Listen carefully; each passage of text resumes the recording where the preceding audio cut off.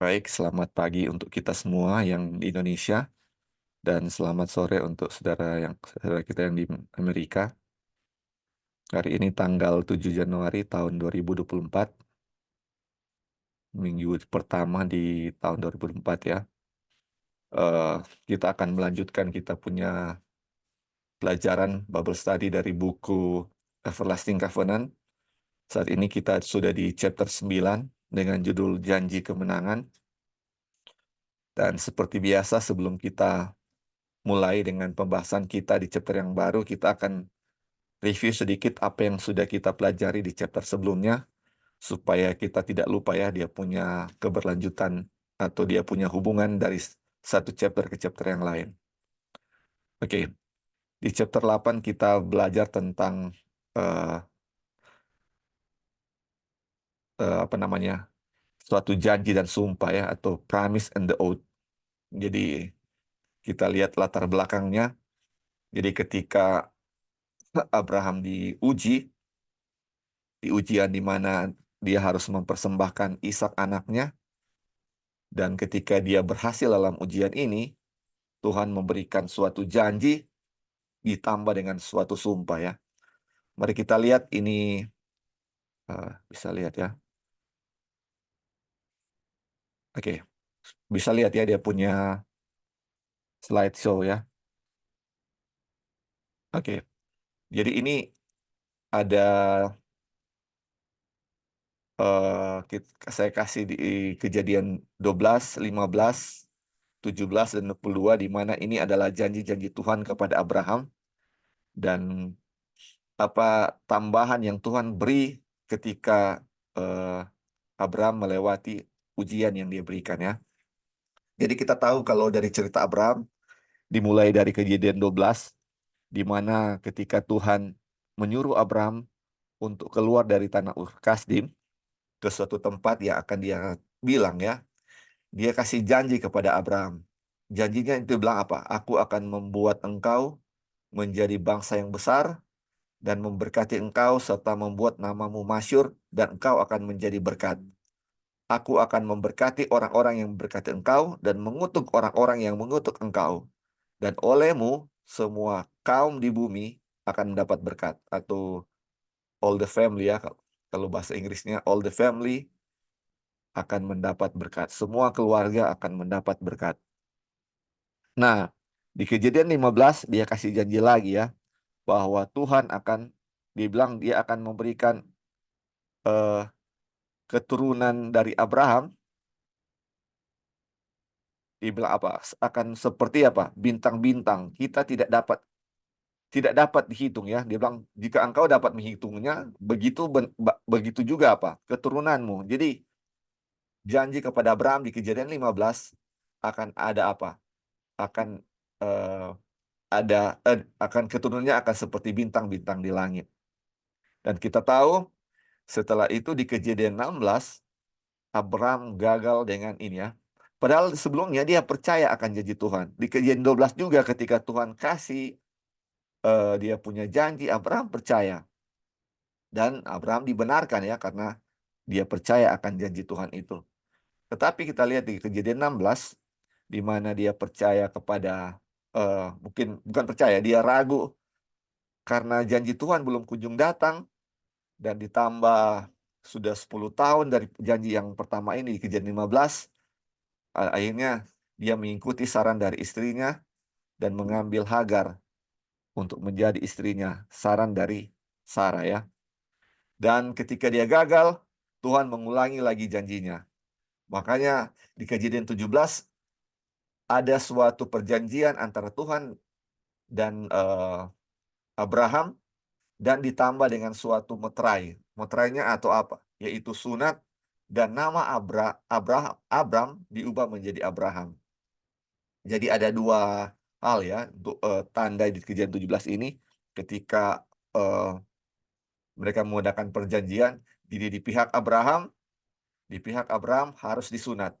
Jadi dan di pihak Tuhan, dari pihak Tuhan, Tuhan mengubah nama Abram menjadi Abraham.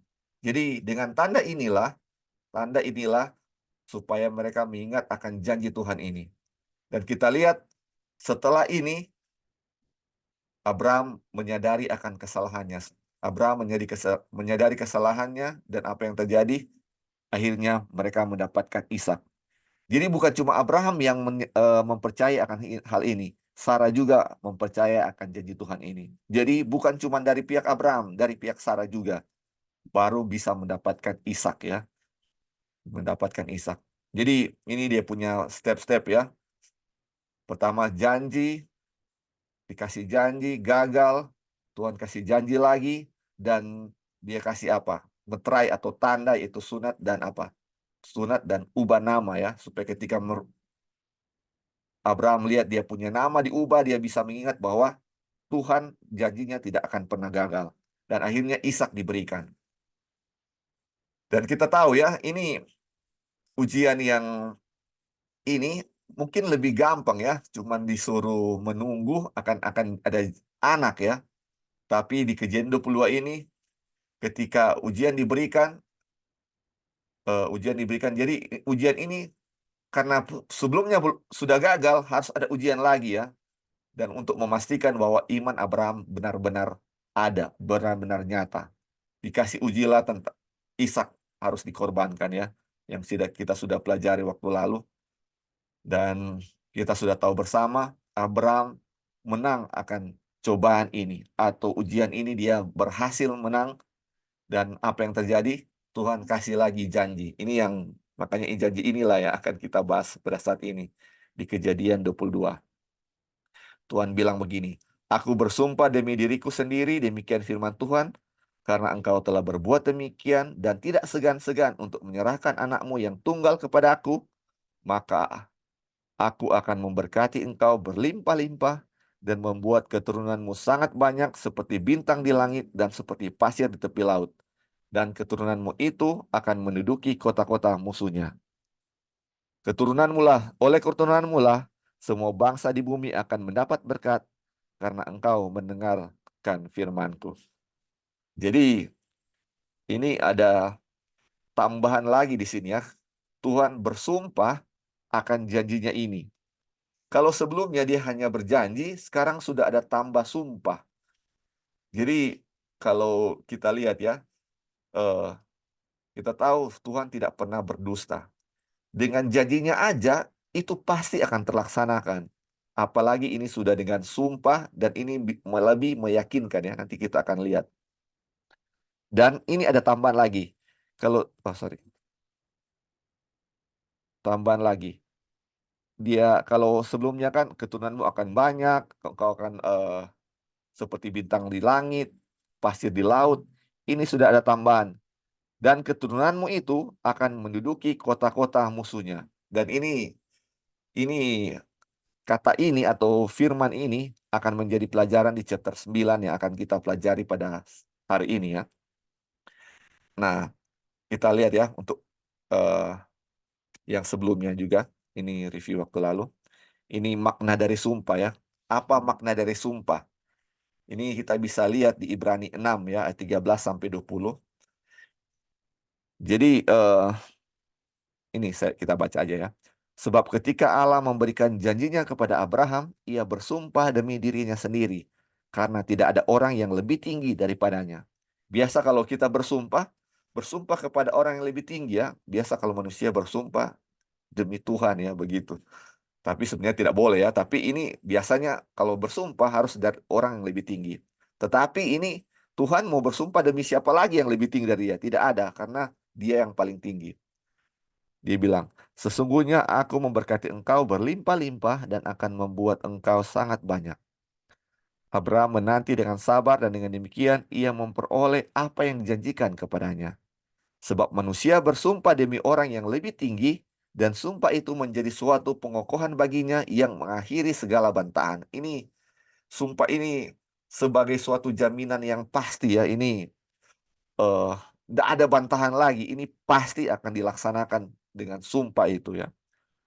Dibilang, karena itu untuk lebih meyakinkan mereka yang berhak menerima janji itu akan kepastian putusannya, Allah telah mengikat dirinya dengan sumpah. Ini, aduh, pasti ya, ini kepastian ya.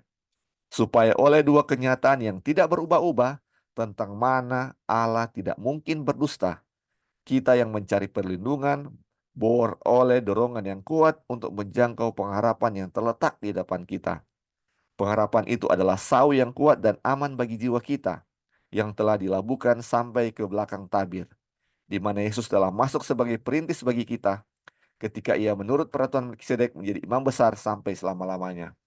Jadi ini janji Tuhan itu pasti dan Tuhan tidak pernah berbohong, ditambah lagi sumpah Tuhan. Aduh, ini wah, ini lebih dari pasti, sudah pasti dan sangat pasti akan apa yang Tuhan bilang ini ya. Sedangkan janji tanpa sumpah sudah pasti, apalagi dengan janji dengan sumpah. Ini makanya ini suatu dia bilang apa? Seperti sawi yang dilabuhkan ya. Sawi yang kuat dan aman bagi kita. Aduh, ini luar biasa. Nah, ini pertanyaannya, untuk siapa ini sumpah ini diberikan? Kita tahu sumpah ini diberikan untuk Abraham. Diberikan kepada Abraham ya. Ini kenapa kepada Abraham? Karena Abraham lah yang menang dalam ujian itu ya. Tetapi mari kita lihat sebenarnya untuk kebaikan siapa sumpah itu diberikan. Nah, ini dibilang ya oleh atau George oleh Wagoner dibilang, sumpah itu bukan untuk kepentingan Abraham. Keyakinannya kepada Tuhan sudah sempurna tanpa sumpah untuk mendukung janji itu. Jadi walaupun tanpa sumpah, ini Abraham, dia punya keyakinan kepada Abraham sudah sempurna. Terbukti dengan apa? Terbukti dengan dia mau mengorbankan Ishak dan dia percaya janji Tuhan apapun akan dilaksanakan.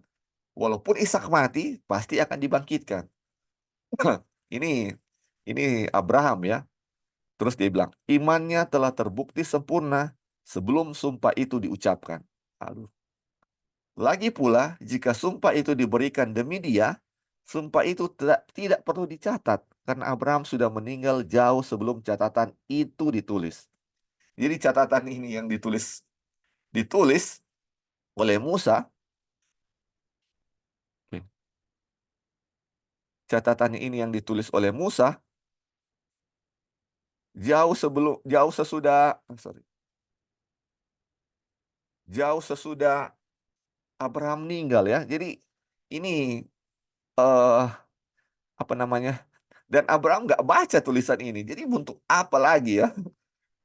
Terus dia bilang, tetapi Tuhan lebih ingin untuk menunjukkan kepada ahli waris dari janji itu bahwa rencananya tidak dapat diubah, dan oleh sebab itu dia meneguhkan janji itu dengan sebuah sumpah. Jadi demi siapa? Untuk siapa ini sumpah ini? Demi siapa? Demi keturunan-keturunan atau ahli waris janji itu, yaitu keturunan Abraham, atau dengan kata lain, demi kita ini janji-janji ini dibuat. Janji dengan sumpah. Abraham sudah tidak perlu sumpah ini, dia sudah sempurna, dia punya iman. Cuman bagaimana dengan ahli waris, yaitu kita, yang imannya masih ragu apa Tuhan mau mau eh, menepati janjinya atau enggak. Abraham sudah percaya itu, tinggal kita yang belum percaya akan janji itu. Nah, ini dia bilang sumpah ini sebagai jaminan penghiburan yang kuat ya. Dia bilang di sini ada jiwa yang miskin, takut, gemetar, terpuruk, putus asa karena merasakan dosa yang dilakukan dan kelemahan serta ketidaklayakan pada umumnya. Jadi, saudara-saudara, ini yang kita rasa ya semuanya. Ini ada di diri kita masing-masing. Ada banyak masalah dalam diri kita karena kita tahu semua akibat dosa ya, akibat dosa. Dan ini dibilang, pada umum ia takut Tuhan tidak akan menerimanya. Kadang-kadang karena terlalu banyak besar dosa yang kita lakukan di masa lalu atau apa yang sudah kita lakukan di waktu yang lalu, ketika kita mau datang kepada Tuhan, kadang-kadang kita merasa, aduh, Tuhan tidak mau terima kita ya. Tapi ini janji Tuhan. Dia bilang, dia berpikir bahwa dia terlalu tidak berarti bagi Tuhan untuk diperhatikan, dan bahwa tidak ada bedanya bagi siapapun, bahkan bagi Tuhan jika dia tersesat. Nah, jadi kadang-kadang kita pikir kalaupun kita tersesat, kita hilang, itu untuk Tuhan nggak ada bedanya, sama aja ya. Karena banyak orang juga yang lain yang Tuhan harus perhatikan. Makanya dia bilang, untuk orang seperti itu Tuhan berfirman, dengarkanlah aku, hai kamu yang mengejar kebenaran, hai kamu yang mencari Tuhan. Pandanglah gunung batu yang daripadanya kamu terpahat, dan kepada lubang penggalian batu yang daripadanya kamu tergali. Pandanglah Abraham bapa leluhurmu, dan Sarah yang melahirkan kamu, ketika Abraham seorang diri. Aku memanggil dia, lalu aku memberkati dan memperbanyak dia, sebab Tuhan menghibur Sion, menghibur segala reruntuhannya. Ia membuat padang gurunnya seperti Taman Eden, dan padang belantaranya seperti Taman Tuhan. Di situ terdapat kegirangan dan sukacita, nyanyian syukur dan lagu yang merdu. Lanjut ya. Lihatlah kepada Abraham yang dibesarkan oleh seorang kafir, dan lihat apa yang Tuhan lakukan untuknya, dan apa yang dia janjikan kepadanya, yang menunggukannya dengan sumpah atas dirinya demi Anda. Anda berpikir bahwa tidak ada bedanya bagi Tuhan jika Anda hilang, karena Anda begitu tidak terkenal dan tidak berarti. Karena kelayakan atau ketidaklayakan Anda tidak ada hubungannya dengan masalah ini. Tuhan berkata, akulah dia yang menghapus dosa pemberontakanmu, oleh karena aku sendiri dan aku tidak mengingat dosa-dosamu. Aduh, ini suatu penghiburan bagi kita. Tuhan mau mengampuni kita. Tuhan mau melupakan dosa-dosa kita jika kita datang kepadanya. Dan ini dia kasih jaminan dengan sumpah kepada Abraham untuk kita ya, untuk kita. Apapun kebutuhan kita, apapun yang kita perlukan, aduh Tuhan akan berikan kepada kita. Dan dia jamin itu dengan apa? Suatu sumpah, suatu sumpah. Terus ini bagaimana kalau Tuhan tidak menepati janjinya ini? Ini dia bilang kehidupan Tuhan lah yang dijanjikan. Terus dibilang begini ya, Wagoner bilang begini, pikirkan itu, Tuhan bersumpah demi dirinya sendiri. Artinya, dia menjanjikan dirinya sendiri dan dirinya sendiri dan keberadaannya sendiri untuk keselamatan kita di dalam Yesus Kristus. Dia menempatkan dirinya sebagai taruhan nyawanya untuk kita. Jika kita tersesat di saat kita mempercayainya, kehormatannya dipertaruhkan. Ini jaminan Tuhan ya kalau kita mau untuk keselamatan kita. Kita mau untuk Tuhan mengampuni dosa kita dan eh, dibilang gini, dia menempatkan dirinya sebagai taruhan nyawanya untuk kita jika kita tersesat di saat kita mempercayainya. Jadi kalau ketika kita mempercayainya, kita percaya Tuhan dan kita tersesat, apa dibilang? Kehormatan Tuhan dipertaruhkan. Aduh, terus ini dia bilang, ini lanjut ya kita lihat. Ini bukanlah soal apakah Anda tidak berarti atau sedikit berarti atau tidak berharga. Dia sendiri mengatakan bahwa kita less than nothing atau lebih kurang dari tidak ada apa-apa. Dia mengatakan bahwa kita telah menjual diri kita dengan sia-sia yang menunjukkan diri kita yang sebenarnya. Tetapi kita ditebus bukan dengan uang, tetapi oleh darah Kristus yang berharga. Darah Kristus adalah hidup Kristus, dan kehidupan Kristus yang dianugerahkan kepada kita membuat kita mengambil bagian dalam nilainya. Satu-satunya pertanyaannya adalah, apakah Tuhan mampu untuk melanggar atau melupakan sumpahnya? Dan jawabannya adalah bahwa kita memiliki dua hal yang tidak dapat diubah, di mana Tuhan tidak bisa berbohong. Ini harus menjadi pemikiran atau tertanam dalam pikiran kita bahwa Tuhan itu tidak bisa berbohong. Bayangkan saudara-saudara, untuk menyelamatkan kita, Kristus sudah mati untuk kita. Dia berikan darahnya, dan darah itu adalah kehidupan Kristus. Hidup Tuhan kita dipertaruhkan untuk kita. Dan apakah dia tidak begitu menyayangi kita? Dan apakah dia akan melupakan janji yang diberikan kepada kita? Aduh, ini suatu jaminan pasti, pasti sekali ya kalau kita bilang pasti banget kalau ini akan eh, Tuhan tidak akan melupakan kita. Tuhan mau untuk kita diselamatkan. Aduh, sudah semuanya Tuhan berikan. Dia sudah berikan Kristus. Sekarang dia janji dengan sumpah bahwa Tuhan akan melindungi kita. Tuhan akan menyelamatkan kita. Aduh, luar biasa ya. Jadi ini ada statement terakhir di chapter 8 ini. Luar biasa ini. Statement ini. Dibilang, firman Tuhan di dalam Kristuslah yang menopang alam semesta dan menjaga bintang-bintang yang tak terhitung banyaknya di tempatnya. Segala sesuatu ada di dalam Dia. Jadi ini ketika Tuhan mengucapkan firman atau janji dan sumpah, mengucapkan janji dan sumpah itu adalah firman ya. Terus ini firman yang sama, atau firman Tuhan ini yang menopang alam semesta dan menjaga bintang-bintang itu apa? Di tempatnya ya. Coba kita lihat ya. Dia bilang begini, jika dia gagal, alam semesta akan runtuh. Tetapi Tuhan lebih pasti dari firman-Nya, karena firman-Nya didukung oleh sumpahnya. Dia telah menjanjikan keberadaannya sendiri untuk pelaksanaan firman-Nya. Jika dia melanggar firman-Nya kepada jiwa yang paling hina di dunia ini, dia sendiri akan dipermalukan, tidak dihormati, diturunkan dari tahta, alam semesta akan mengalami kekacauan dan kehancuran. Waduh, saudara-saudara, ini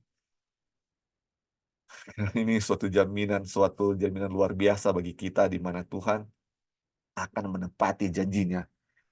Saudara-saudara, kalau kita masih bisa melihat bintang-bintang di langit masih pada tempatnya, itu berarti firman Tuhan masih berlaku bagi kita. Janjinya, sumpahnya masih berlaku bagi kita. Aduh, dan dia tidak akan pernah melanggar apa yang sudah dia berikan, janjikan kepada kita. Karena Tuhan tidak bisa berdusta.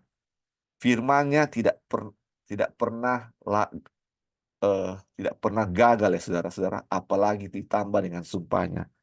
Aduh, ini luar biasa ya, suatu jaminan yang pasti dan luar biasa bagi kita akan perlindungan Tuhan dan jaminan keselamatan bagi kita jika kita percaya padanya. Jika kita mencarinya, kita tidak akan dikecewakan ya. Itulah yang kita pelajari di chapter 8.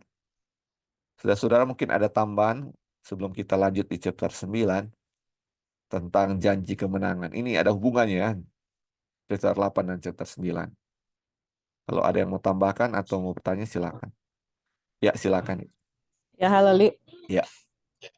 Jadi pas tadi Lali review yang chapter 8 itu, memang ya kalau kita lihat, kita punya harga diri sebenarnya dari firman Tuhan yang kita sudah pelajari, yang kemarin sudah dibahas bahwa kita itu sebenarnya sudah menjual diri kita kepada satu hal yang sia-sia, dan harga kita itu less than nothing ya. Jadi yang kemarin kita sudah bilang, nothing itu udah nggak ada harganya, apa-apa nggak ada, nothing, zero. Tapi less than nothing itu udah minus gitu loh. Jadi bukan satu hal yang, kalau plus adalah hal yang merugikan, kalau nothing nggak ada apa-apanya. Kalau less than nothing, kalau plus itu menguntungkan, kalau nothing nggak ada apa-apanya. Kalau minus, less than nothing itu minus itu sudah merugikan ya sebenarnya. Itu harga diri kita gitu. Less than nothing itu terlalu, kalau mau bilang rendah, lebih rendah dari rendah lah. Kalau less than nothing. Tetapi teman-teman, di mata Tuhan kita bukan seperti itu gitu loh. Di mata Tuhan itu kita sama berharga dengan dirinya sendiri. Kenapa saya bisa bilang begitu? Karena kalau Tuhan berjanji kepada kita kan, dan bersumpah, bukan hanya janji, bersumpah ya, untuk menyelamatkan kita. Let's say misalnya saya ini merasa orang yang paling hina, paling berdosa, yang paling lah, kalau sometimes mungkin kita pikir I'm less than nothing mungkin ya. Terus kemudian kita datang kepada Tuhan mohon pengampunan dosa. Terus Tuhan bilang, oh ngana lali, so terlalu komang, so kamu udah tahu firman Tuhan, sudah banyak terang, tapi kamu bertindak seperti itu, saya nggak akan memaafkan lagi karena kamu punya dosa sudah terlalu berat. Kalau Tuhan mau treat kita seperti itu, itulah ya yang dibilang di sini bahwa Dia sendiri akan turun dari tahtanya, Dia sendiri bumi ini akan hancur dan akan binasa karena Dia tidak bisa memenuhi janjinya dan dirinya sendiri itu dipertahankan. Dirinya, hidupnya, keberadaannya, eksistensinya.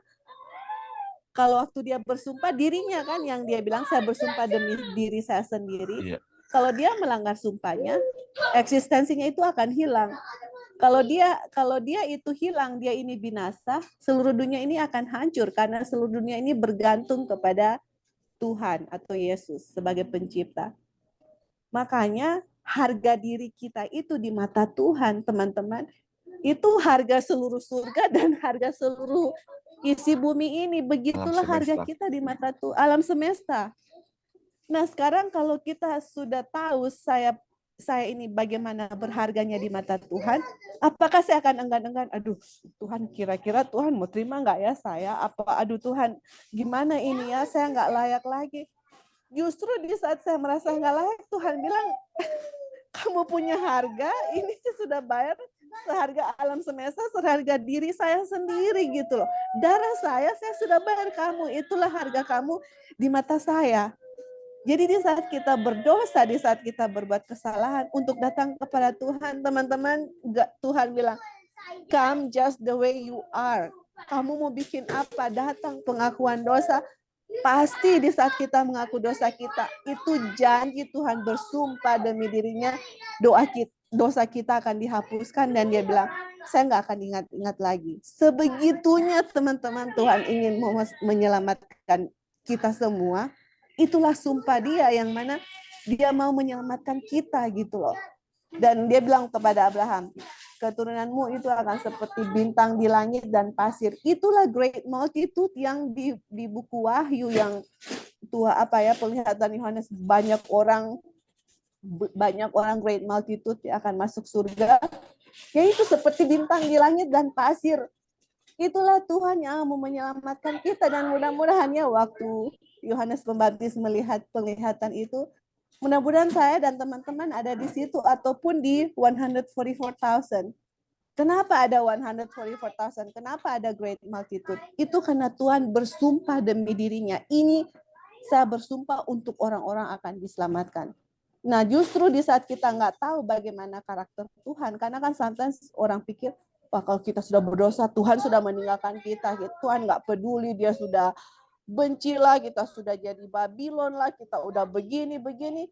Sometimes hal-hal itu yang membuat kita jadi sepertinya tidak layak ya di hadapan Tuhan. Aduh, kita harus berbuat baik dulu kali ya, mungkin baru Tuhan terima sama saya. Kita harus berbuat ini dulu kali ya waktu untuk Tuhan datang. Apakah seperti itu teman-teman? Tidak seperti itu yang dikatakan di sini. Seberapa dalam dosa kita, seberapa buruknya kita, kalau kita datang kepada Tuhan, Tuhan akan mengampuni dosa kita dan memberikan kebenarannya kepada kita. Itu sumpah dia, teman-teman. Sumpah yang dia berikan kepada kita untuk bagaimana dia mempertaruhkan dirinya sendiri, alam semesta dan surga, hanya untuk satu jiwa. Satu jiwa. Nah, kalau kita lihat harga Tuhan, Tuhan melihat kita satu jiwa. Bagaimana saya melihat orang lain satu jiwa itu? Apakah saya melihat orang lain satu jiwa itu sama dengan Tuhan melihat saya? Kalau saya ngerti Tuhan lihat saya punya nilai, teman-teman, kita itu akan melihat satu jiwa akan seperti itu. Walaupun Bapak Sari hanya satu orang yang datang, Tuhan rela mati hanya untuk satu jiwa, teman-teman. Kalau kita mau menginjil, mau kasih kemana, walaupun hanya satu jiwa, remember Tuhan satu jiwa itu harga seluruh alam semesta, teman-teman. Satu jiwa itu harga seluruh surga. Satu jiwa itu harga darah Tuhan Yesus. Just remember that. Dan kalau satu jiwa itu bertobat, seluruh surga bersuka cita. Satu jiwa hilang, seluruh surga berduka cita. Teman-teman, remember that the value of one soul, hanya satu jiwa. Kita semua, masing-masing pribadi, itulah harga kita di mata Tuhan. Oke, thank you, Li. Ya, thank you. Ini kita sangat berharga ya di mata Tuhan. Dan demi menyelamatkan kita, demi menyelamatkan satu jiwa, sumpah juga ini diberikan bagi kita. Suatu jaminan ini, jaminan yang pasti, dan taruhannya luar biasa. Taruhannya dirinya sendiri ya. Ini Tuhan alam semesta. Waduh, luar biasa. Oke, masih ada lagi sebelum kita lanjut? chapter 9.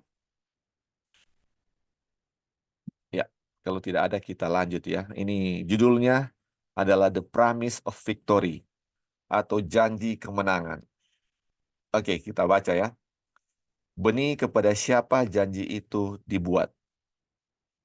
Kita telah memperhatikan pengulangan janji itu dan sumpah yang meneguhkannya. Namun masih ada satu ciri yang sangat penting dari janji itu yang belum diperhatikan secara khusus, yaitu dan keturunanmu akan menduduki pintu gerbang musuh-musuhnya. Hal ini patut diperhatikan yang sangat cermat karena hal ini menunjukkan perwujudan dari Injil. Dan saudara, ini chapter ini semuanya kita eh everlasting apa namanya, atau ini tentang Injil yang kita akan pelajari ya. Dan kita sudah lihat ya tadi di Kejadian 12, 15, 17, 22 janji-janji Tuhan diberikan, belum ada ini ya. Nanti di Kejadian 22 ketika Abraham menang akan janjinya, akan cobaannya, Tuhan kasih ini. Dan keturunanmu akan menduduki pintu gerbang musuh-musuhnya. Dan kita akan bahas ya, ini ayat ini atau kata-kata ini kita akan menjadi pelajaran pada saat ini. Oke, kita lanjut. Jangan pernah dilupakan bahwa adapun kepada Abraham diucapkan segala janji itu dan kepada keturunannya. Jadi, janji itu diberikan kepada kepada dua ya, Abraham dan kepada keturunannya. Bukan Abraham. Jadi dua ya, Abraham dan keturunannya.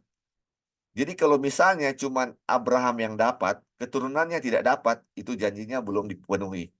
Atau misalnya kalau keturunannya yang dapat ini janji, Abraham tidak dapat, janjinya itu belum diberikan. Jadi harus kepada dua hal ini, Abraham dan kepada keturunannya. Makanya yang kemarin itu kita sudah bahas tentang tanah, dan tanah yang dijanjikan kepada Abraham, yang kalau kita tahu secara literal adalah tanah Kanaan, di mana yang menduduki tanah Kanaan itu adalah keturunan Abraham ya, atau keturunan Yakub. Tetapi Abraham tidak menginjakkan tanah di tanah itu. Dia mati sebelum bangsa Israel masuk ke dalam tanah Kanaan, jauh sebelum hal itu terjadi. Berarti apakah janji itu sudah ditepati atau sudah digenapi atau tidak? Tentu saja tidak, karena cuman keturunan yang dapat, Abraham tidak dapat. Jadi janji itu gimana dong kalau cuma seperti itu, kalau belum digenapi? Dan kita sudah pelajari bahwa janji tanah atau tanah yang dijanjikan kepada Abraham itu adalah tanah Kanaan surgawi ya, tanah Kanaan surgawi yang akan dimiliki atau namanya everlasting possession atau warisan kekal, hanya akan dimiliki oleh mereka yang memiliki hidup yang kekal. Dan Abraham akan memiliki itu ketika dia dibangkitkan nanti pada kedatangan Tuhan yang kedua kali, beserta dengan keturunan-keturunannya, atau beserta dengan keturunannya ya. Jadi baru janji itu digenapi, yaitu Abraham dan keturunannya. Karena mereka sama-sama menepati tanah itu. Kalau cuma satu, tidak digenapi. Harus dua-dua ya. Nah, kita lanjut. Ini sudah kita pelajari waktu lalu, tapi diulang lagi ya di awal-awal oleh Wagoner di chapter 9 ini. Tidak dikatakan kepada keturunan-keturunannya seolah-olah dimaksud banyak orang, tetapi hanya satu orang, dan kepada keturunanmu yaitu Kristus. Galatia 3 ayat 16. Hanya ada satu benih dan itu adalah Kristus, karena semua yang dibaptis dalam Kristus telah mengenakan Kristus. Galatia 3 ayat 27. Sehingga mereka semua adalah satu dalam Kristus Yesus. Dan jikalau kamu adalah milik Kristus, maka kamu juga adalah keturunan Abraham dan berhak menerima janji Allah. Kita lanjut ya, kita selesai baca ini dan kita akan bahas. Benih atau keturunannya atau seed adalah Kristus dan mereka yang menjadi miliknya. Dan tidak ada yang lain. Alkitab tidak menyebutkan keturunan Abraham yang lain. Oleh karena itu, janji kepada Abraham adalah sebagai berikut. Kristus dan mereka yang menjadi miliknya, yaitu keturunanmu, akan menduduki pintu gerbang musuh-musuh mereka. Melalui satu orang, dosa masuk ke dalam dunia. Godaan datang melalui setan, musuh terbesar Kristus. Setan dan pengikutnya adalah musuh Kristus dan segala sesuatu yang serupa dengan Kristus. Mereka adalah musuh dari semua yang baik dan musuh semua manusia. Musuh yang menabur lalang ialah iblis. Nama setan berarti musuh. Musuhmu, si iblis, berjalan berkeliling sama seperti singa yang mengaum-ngaum dan mencari orang yang dapat ditelannya. Janji bahwa keturunan Abraham akan menduduki pintu gerbang musuh-musuhnya adalah janji kemenangan atas dosa dan setan melalui Yesus Kristus. Mari kita lihat ya, dia punya keterangan. Saya sudah bikin dia punya. Jadi ini ya, ini tentang apa yang sudah kita baca tadi ya. Ini di Kejadian 22 ayat 17 kita sudah lihat ya. Ini dibilang keturunanmu akan menduduki kota-kota musuhnya. Jadi ini kalau bahasa Inggrisnya seed ya. Jadi saya ada ini ya, seed atau keturunan. Bukan seeds. Kalau seeds itu keturunan-keturunan. Tapi yang ditulis di Alkitab ini adalah keturunan. Dan kita sudah tahu ya di Galatia 3 ayat 16 tidak tidak dikatakan ya kepada seeds atau keturunan-keturunan, tetapi dibilang seed atau tunggal ya. Ini kata tunggal bukan kata jamak. Jadi Galatia 3 ayat 16 ini eh keturunanmu itu akan menduduki kota kota musuhnya. Atau dengan kata lain, ini cuman kepada tunggal ya, diberikan kepada tunggal, pada satu orang ya. Dan kita tahu tunggal itu diberikan kepada apa? Kristus ya. Dan kepada keturunanmu yaitu Kristus. Nah, kita lanjut. Nah, di Kejadian 20 ayat 17 dibilang, dan keturunanmu itu akan menduduki kota-kota musuhnya. Jadi, kalau kita lihat keturunan itu berarti Yesus ya, kita bisa ganti. Berarti Kristus itu akan menduduki kota-kota musuhnya. Jadi kita bisa ganti ya. Keturunanmu atau Kristus akan menduduki kota musuhnya, kota-kota musuhnya. Namun ketika kalau kita baca di Galatia 3 ayat 27, sebentar ya saudara.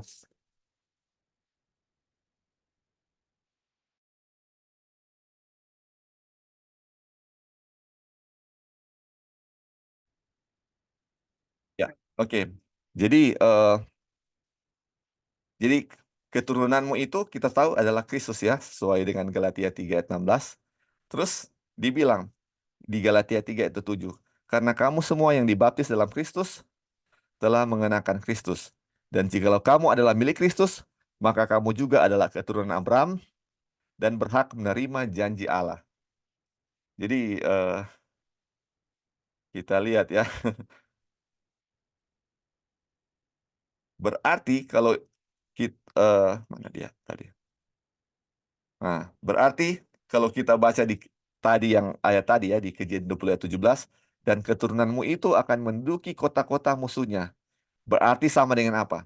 Kristus dan mereka yang menjadi miliknya atau keturunanmu itu akan menduduki kota-kota musuhnya. Jadi Kristus dan yang menjadi miliknya yang kita sudah baca tadi di Galatia 3:29 ya.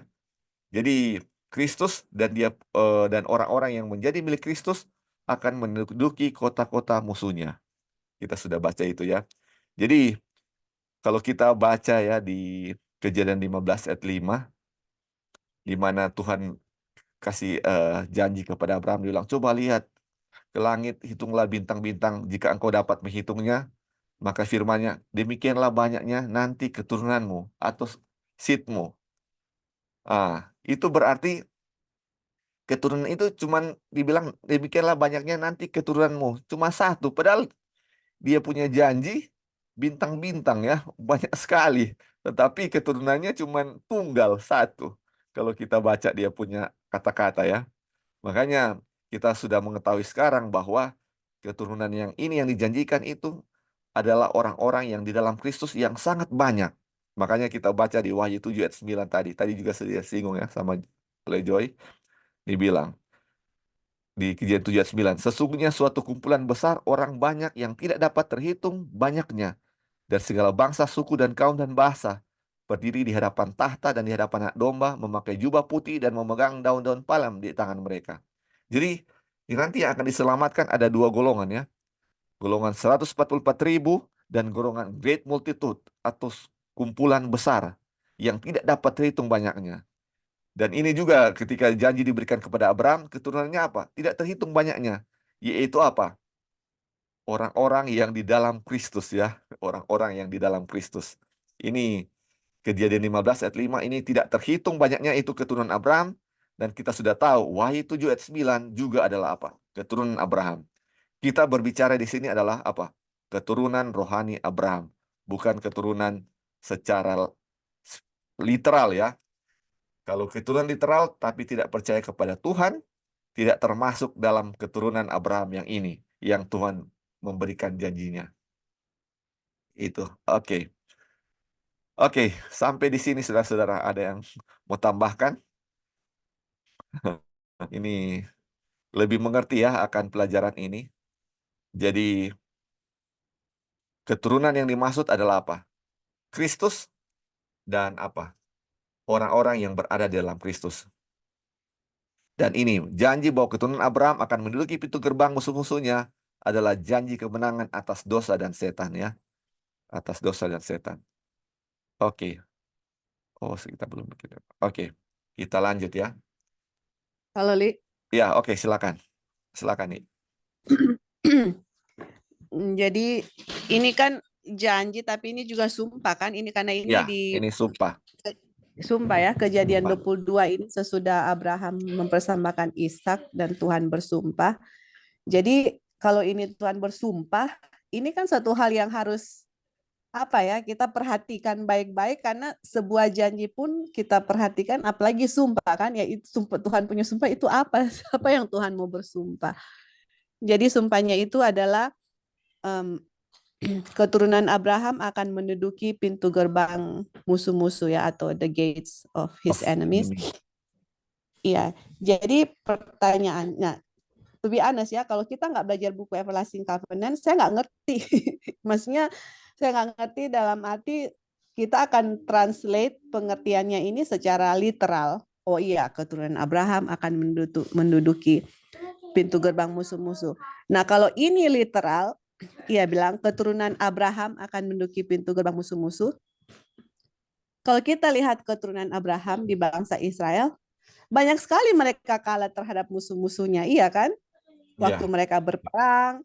Oh, jadi Tuhan punya janji ini, sumpah ini maksudnya Tuhan berdusta dong, iya kan? Karena dari bangsa Israel mau berperang terhadap musuh-musuhnya, banyak sekali mereka kalah terhadap musuh-musuhnya. Tetapi sebenarnya ini adalah janji rohani yang mana keturunan kepada Abraham dan keturunannya akan menduduki pintu gerbang musuh-musuhnya. Makanya kalau kita belajar secara spiritual firman Tuhan, apa sih musuh-musuh kita? Ya kita sudah tahu ya, for sure musuh kita itu adalah setan, iblis yang siap sedia untuk mengaum-ngaum, menerkam kita, menelan kita. Itu adalah musuh kita. Dan Tuhan bersumpah kepada Abraham dan keturunannya bahwa kita akan menduduki pintu gerbang musuh-musuhnya. Tetapi orang-orang yang di dalam Kristus, yang mengenakan Kristus adalah milik Kristus, mereka juga adalah keturunan Abraham. Tuhan berjanji kepada orang yang milik Kristus bahwa kita akan menduduki pintu gerbang musuh-musuh. Berarti sumpah Tuhan janji kemenangan terhadap setan dan dosa. Nah, kalau Tuhan sudah bersumpah demi dirinya dan dia mempertaruhkan dirinya, janji kemenangan terhadap dosa, berarti teman-teman kita mau memegang janji Tuhan atau enggak ya kan, karena sometimes ini kita punya masalah pribadi kan, bukankah ini kita punya masalah dosa, kok kita selalu istilahnya jatuh dalam dosa, seakan-akan setan selalu menang, bukan kita yang menang tapi setan yang menang. Nah, disitulah kita harus pertanyakan permasalahannya di mana gitu.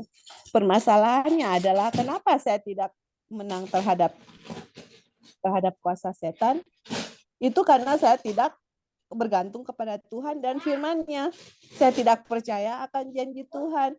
Saya tidak menyerahkan dosa-dosa saya kepada Tuhan karena nggak mungkin Tuhan mau kasih kebenarannya kepada kita di saat kita masih belum menyerahkan dosa-dosa kita kepada Tuhan. Kita belum datang kepada Tuhan dalam doa untuk memberikan kemenangan terhadap kuasa setan. Seperti itu. Ada banyak hal-hal yang janji ini bisa dipenuhi yang Tuhan sudah mempertaruhkan dirinya, bersumpah bahwa kita akan menduduki kuasa setan, pintu gerbang setan, tapi kita sendiri yang tidak percaya akan janji itu dan kita masih belum mau memberikan kehidupan kita kepada Tuhan, dosa-dosa kita kepada Tuhan, sampai setan yang menguasai kita, bukan kita yang menguasai pintu-pintu gerbang musuh-musuh kita. Jadi di pihak Tuhan, Tuhan sudah bersumpah dan berjanji. Di pihak kitanya itu bagaimana? Oke, seperti itu, Li. Thank you. Ya, oke, thank you. Mungkin ada lagi yang mau tambahkan? Kalau enggak ya, kita lanjut ya. Jadi, betul ya, sudah dibilang tadi ya, ini Tuhan sudah memberikan janji plus sumpah bahwa keturunanmu, jadi bukan secara keturunan literal ya, yaitu bangsa Israel. Kita lihat bangsa Israel banyak sekali dikalahkan oleh musuh ya. Tapi ini adalah keturunan spiritual ya, keturunan spiritual, yaitu kita sudah bahas tadi, Yesus dan kepunyaannya ya, akan menduduki pintu-pintu gerbang musuh. Namun ya, dan kita sudah baca tadi ya, siapa musuh-musuh mereka itu. Dan kita tadi sudah ditulis juga ya, musuh yang menaburkan benih adalah apa? Iblis ya. Jadi nama setan adalah musuh atau sama dengan musuh. Setan sama dengan musuh. Terus dia bilang, janji bahwa keturunan Abraham akan menduduki pintu gerbang musuh-musuhnya adalah janji kemenangan atas dosa dan setan melalui Yesus Kristus. Jadi ini Tuhan sudah berjanji dengan sumpah bahwa keturunanmu akan menduduki pintu gerbang musuh-musuhnya. Ini sama dengan apa? Janji bahwa keturunanmu, yaitu Kristus, akan menang atas dosa dan setan. Kristus akan menang atas dosa dan setan. Begitu juga dengan apa? Orang-orang yang berada dalam Kristus akan menang atas dosa dan setan. Dan mereka lah yang akan menjadi great multitude seperti bintang-bintang di langit dan pasir di laut banyaknya yang memegang daun palem di tangan mereka. Dan karena mereka adalah keturunan Abraham yang mempercayai akan janji Tuhan, mempercayai akan apa yang Tuhan sudah katakan kepada mereka. Mereka bergantung kepada apa? Firman Tuhan itu. Yaitu mereka lah yang memiliki apa? Iman Kristus, percaya dan bergantung kepada firman Tuhan. Aduh, luar biasa ya. Oke, kita lanjut ya. Ini diselamatkan dari musuh kita untuk hidup dalam kekudusan. Hal ini terlihat dari perkataan Imam Sakaria ketika ia dipenuhi Roh Kudus. Dia menubuat katanya, terpujilah Tuhan Allah Israel sebab ia melawat umatnya dan membawa kelepasan baginya. Ia menumbuhkan sebuah tanduk keselamatan bagi kita dalam keturunan Daud, hambanya itu. Seperti yang telah difirmankannya sejak berbakala oleh mulut nabi-nabinya yang kudus, untuk menyelamatkan kita dari musuh-musuh kita dan dari tangan semua orang yang membenci kita, untuk menunjukkan rahmatnya kepada nenek moyang kita dan mengingat akan perjanjiannya yang kudus, yaitu sumpah yang diucapkannya kepada Abraham, bapa leluhur kita, bahwa ia mengaruniai kita supaya kita terlepas dari tangan musuh, dapat melayani dia tanpa takut dan kekudusan dan kebenaran di hadapannya seumur hidup kita. Jadi pelajaran ini,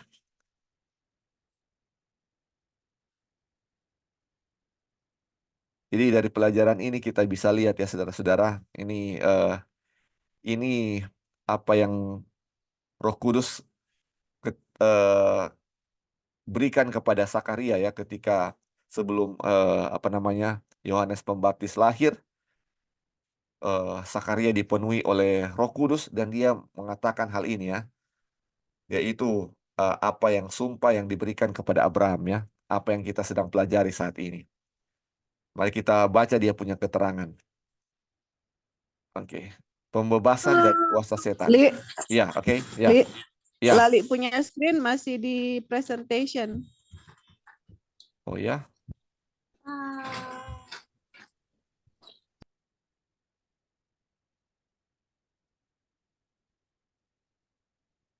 Ini nggak bisa lihat ini.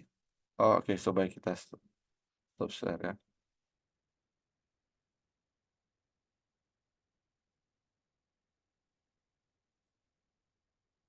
Ya, ini sudah bisa lihat. Ya, ini baru bisa lihat yang Oh, oke. tadi tadi Oh, jadi kita presentation. ada baca-baca tadi. Masya Presentation. Allah. Oh, oke. Yang di share screen ya. Oke. Ya. Jadi ini yang eh, kita baca tadi ya di Lukas 1 ayat 65 sampai 75. 68 sampai 75. Ini tentang di mana ketika Roh Kudus Sakaria dipenuhi oleh Roh sebelum Yohanes lahir ya. Dan ini dia punya keterangan. Pembebasan dari kuasa setan. Kata-kata ini diucapkan pada peristiwa kelahiran Yohanes Pembaptis pelopor Kristus. Kata-kata tersebut adalah referensi langsung akan janji dari sumpah yang sedang kita pelajari. Kata-kata itu didorong oleh Roh Kudus. Oleh karena itu, kita hanya mengikuti Roh ketika kita mengatakan bahwa janji menduduki pintu gerbang musuh kita berarti pembebasan dari kuasa bala tentara setan. Ketika Kristus mengutus 12, dia memberi kuasa dan otoritas atas setan. Kuasa ini akan menyertai gerejanya sampai akhir zaman. Nah, ini saudara-saudara, ini apa namanya? Janji ketika Tuhan bilang bahwa keturunanmu akan menduduki pintu gerbang musuh.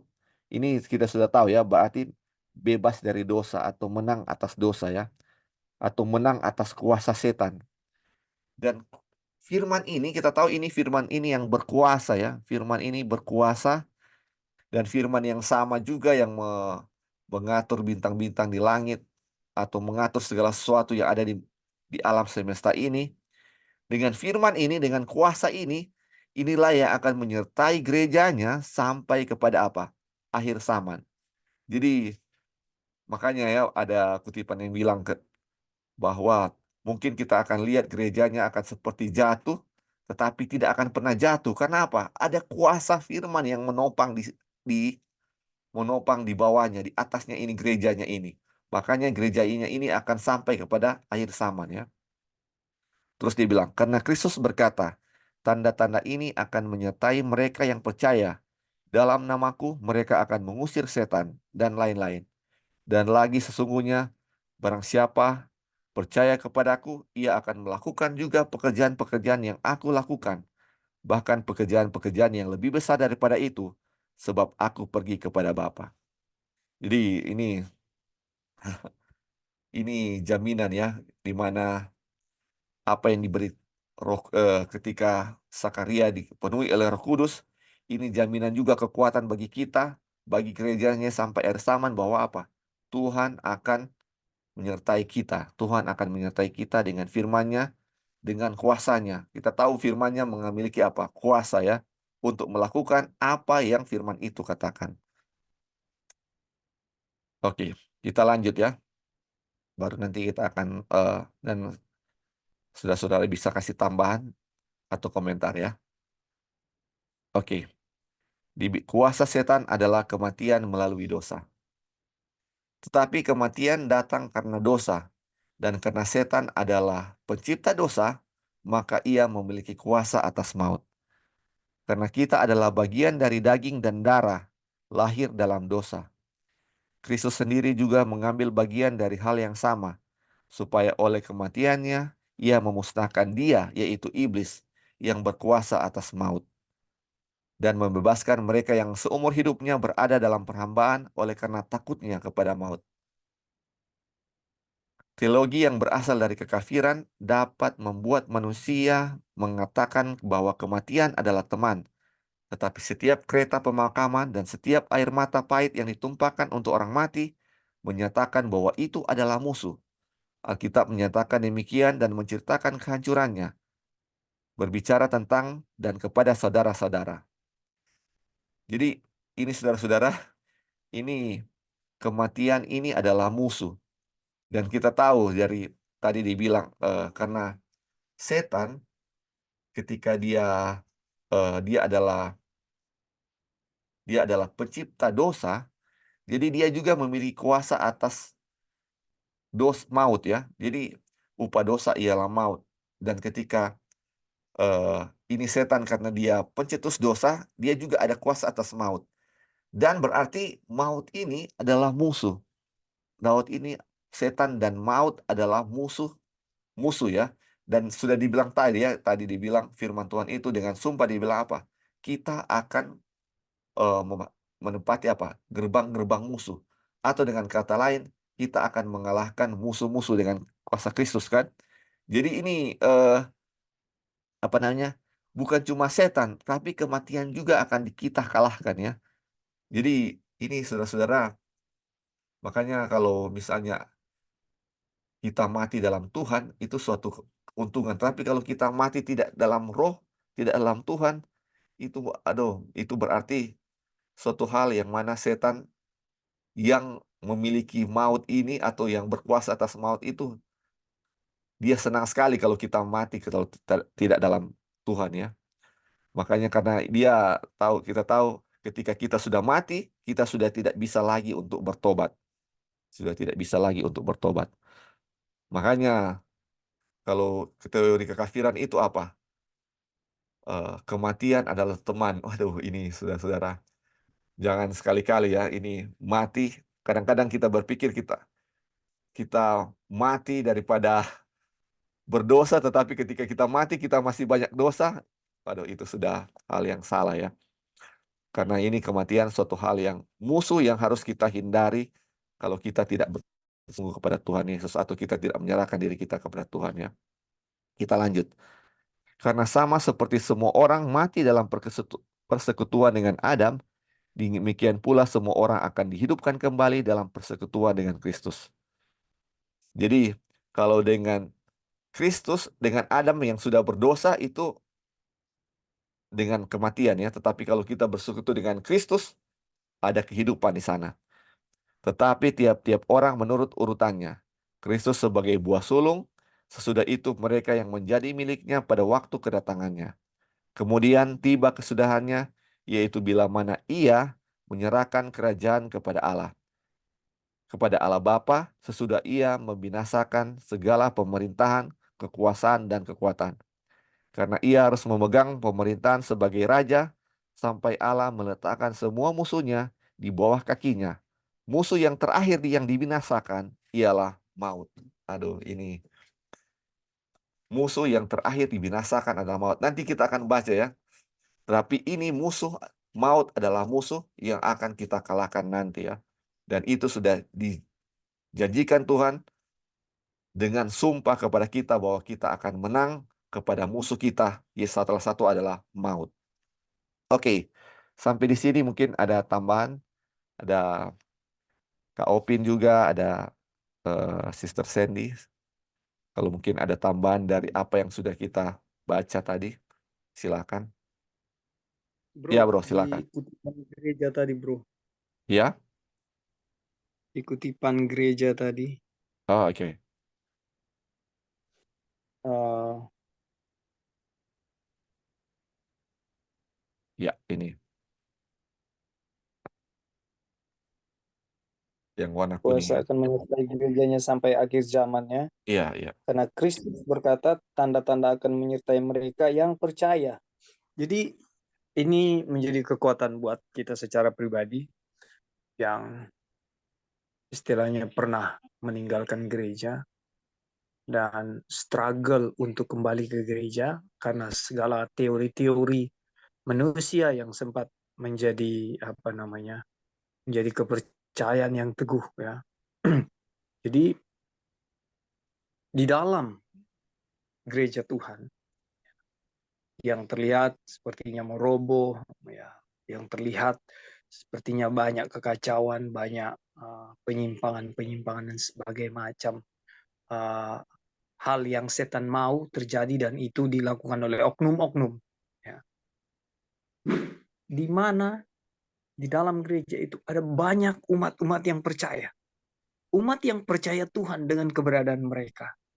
Orang-orang yang takut akan Tuhan. Orang-orang yang rindu keselamatan. Orang-orang yang mencintai Tuhan. Dengan gaya mereka masing-masing. Ya. Dan hal itu kita tidak bisa menghakimi keberadaan mereka, modelnya mereka bagaimana mencintai Tuhan atau mencari Tuhan. Itu bukan ranah kita. Tapi yang pasti adalah banyak orang yang rindu dan sungguh-sungguh mencari Tuhan, dan mereka ada di dalam gereja Tuhan. Nah, ketika yang menjadi landasan pemikiran saya, ya, bahwa ketika Tuhan membangun gerejanya, ketika Tuhan mengizinkan organisasi gerejanya berdiri, ya, Dia Tuhan yang sama yang menopang gereja itu. Dia Tuhan yang sama yang menjaga kehidupan, yang memberikan nafas kehidupan kepada gereja itu. Itu yang terjadi. Lalu kalau kita dengan segala teori kesesatan yang kita pelajari bahwa gereja sudah korup, ya, gereja sudah bersatu dengan setan, dengan iblis, ya. Lalu kita harus keluar dari tempat najis ini. Dikatakan tempat najis, kita harus tinggalkan tempat ini. Ya. Ini sama dengan bilang bahwa Tuhan itu tidak sanggup. Sementara kalau dia tidak sanggup memperbaiki, ya, ada istilah di dalam bukan ada istilah, ada cerita di dalam Alkitab tentang bagaimana Tuhan memperbaiki bejana yang retak.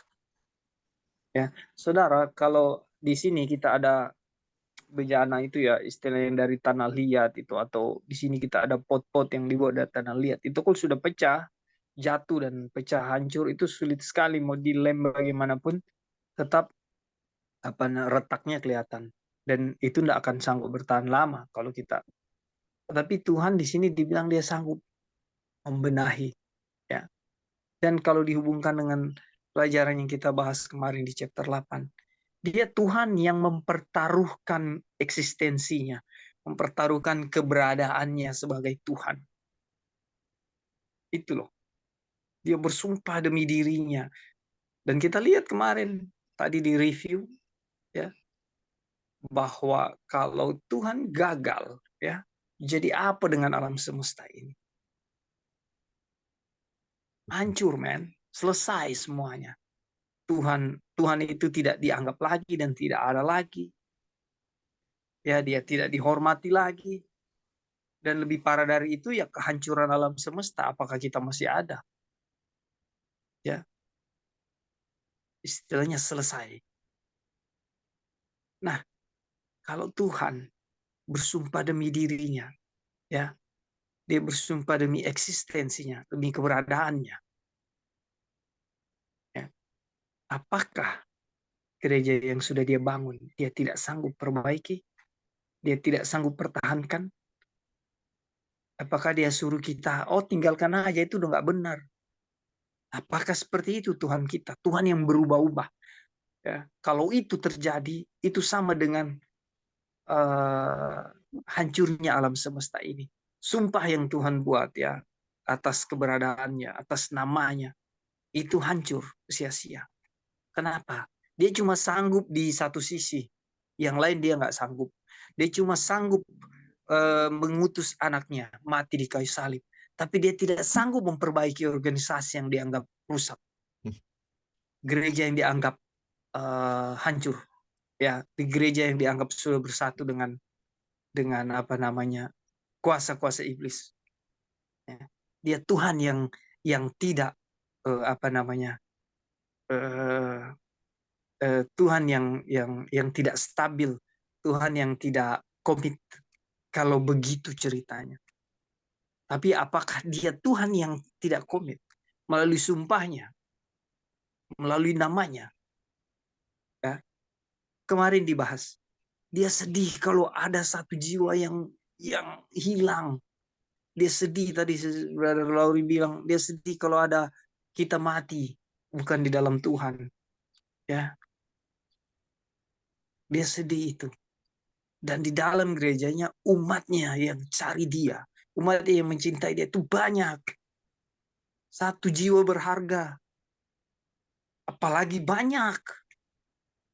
Ya, jadi di sini lebih jelas lagi ya, teori-teori manusia yang pernah saya anut, yang pernah saya pelajari itu semua omong kosong.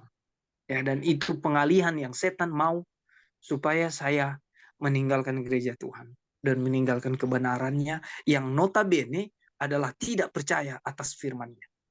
Tidak percaya kepada Tuhan bahwa Dia sanggup membenahi, Dia sanggup memperbaiki. Ya, puji Tuhan untuk pelajaran ini. Thank you, brother. Ya, thank you, bro.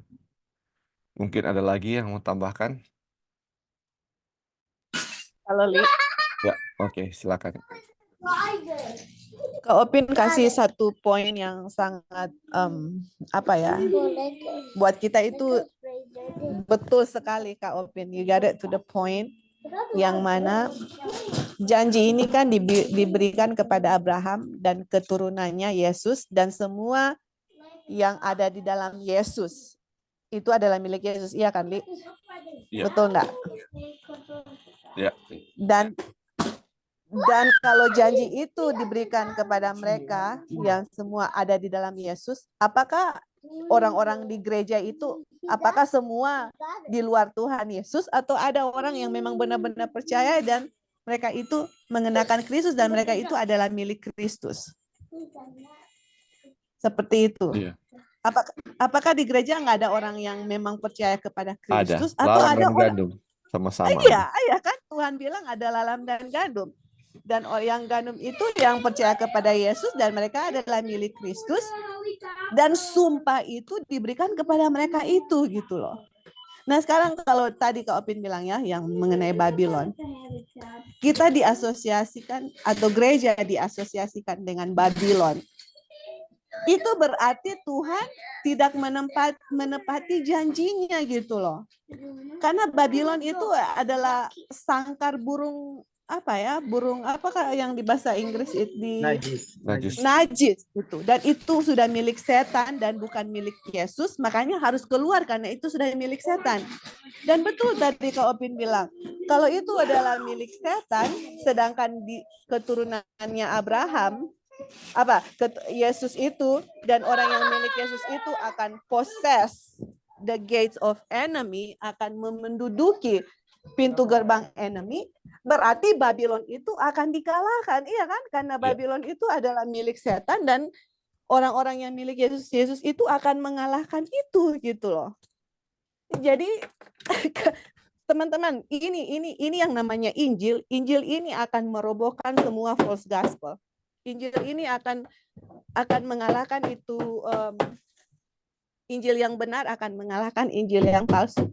Jadi Injil yang benar itu menekankan, meninggikan akan kuasa Tuhan ya, yang mana kemenangan yang Tuhan janjikan secara pribadi maupun secara gereja. Karena coba kita lihat yang kita sudah sering share, pengalaman Ellen White, penglihatan Ellen White. Dia melihat penglihatan pergerakan Advent dari mereka keluar sampai mereka masuk ke tanah perjanjian. Ellen White lihat di situ gitu loh.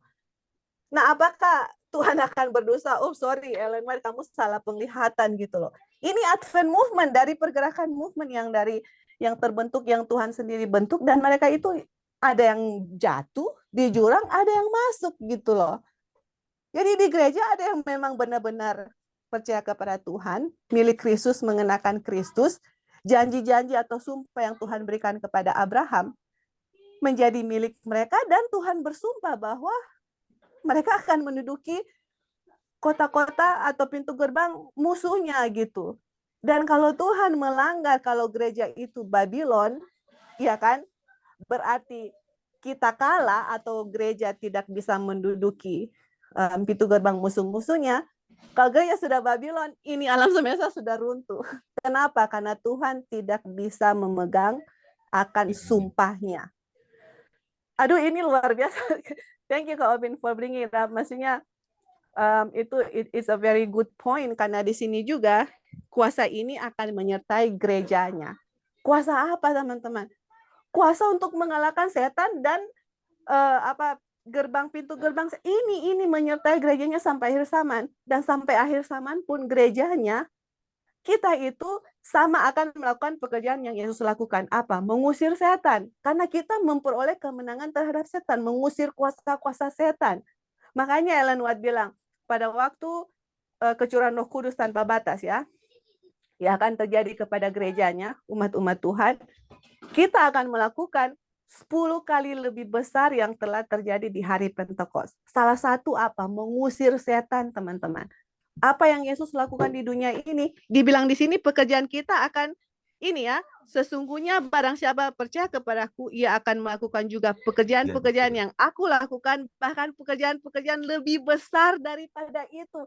Can you imagine apa yang Yesus lakukan di dunia ini, kita rasa wow, tapi dengan kuasa atau sumpah yang Tuhan berikan kepada Abraham dan keturunannya, dan milik kita juga kalau kita dalam Yesus, kita akan melakukan lebih besar dari yang Yesus lakukan. Atau bayangkan hari Pentakost, 1 hari 3.000 jiwa dibaptis, ya akan terjadi 30.000 jiwa, excuse me, 30.000 jiwa satu hari.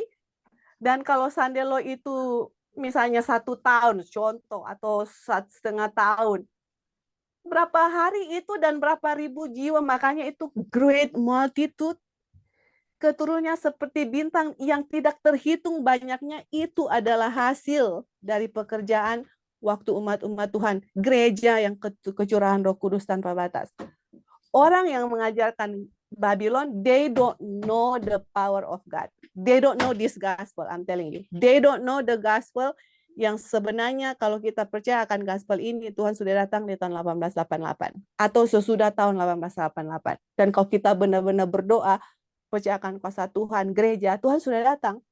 Makanya God needs people untuk percaya ini gospel, dan bukan hanya percaya, hidupkan dalam hidup kita dan bagikan kepada orang lain. Karena dunia harus tahu kuasa Tuhan itu bagaimana besar. Saya harus tahu, saya sendiri belum mengetahui karena selama ini kita percaya false gospel. Selama ini I don't know the power of God. Kita belum benar-benar mengetahui akan Alkitab itu, kuasa Tuhan itu berapa dahsyat gitu. Sampai benar-benar pelajari pelajaran ini. Aduh teman-teman, orang yang nggak percaya, nggak belajar, to be honest, bagi dia itu rugi sendiri sebenarnya ya. Karena waktu belajar ini banyak sekali hal-hal yang dibuka yang kita bisa lihat, wah semuanya ini dalam Kristus. No wonder Yesus bilang, kamu menyelidiki Alkitab and you think you have eternal life. Padahal firman Tuhan testify of me.